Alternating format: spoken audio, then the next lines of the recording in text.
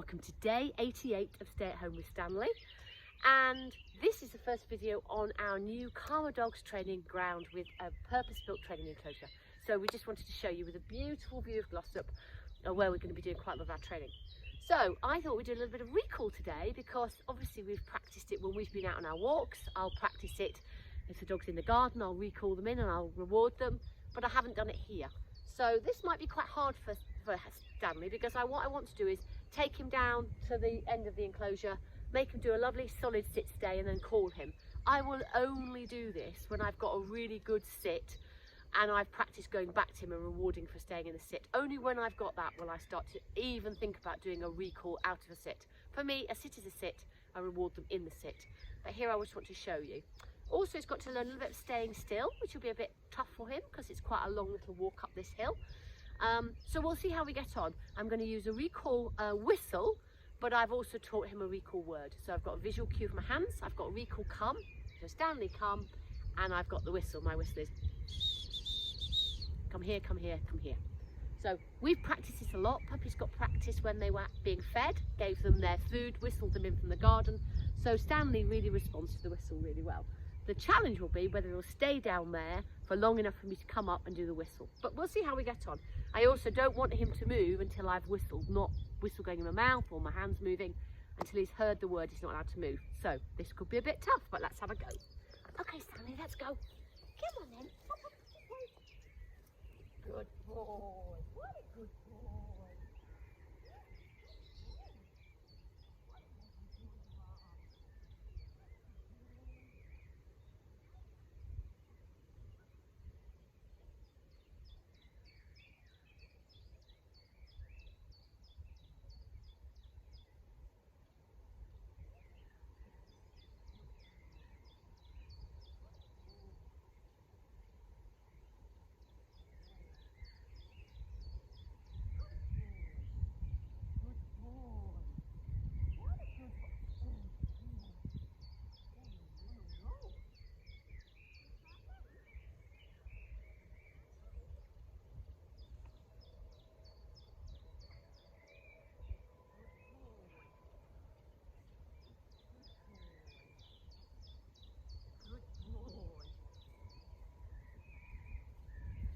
Boy. So here, good lad, good boy, good boy. Yes, lovely, lovely. Okay, yes. So I think you saw there the first bit. He just started to move. I just went back, put him back where I'd asked him to stay, and he then lay down.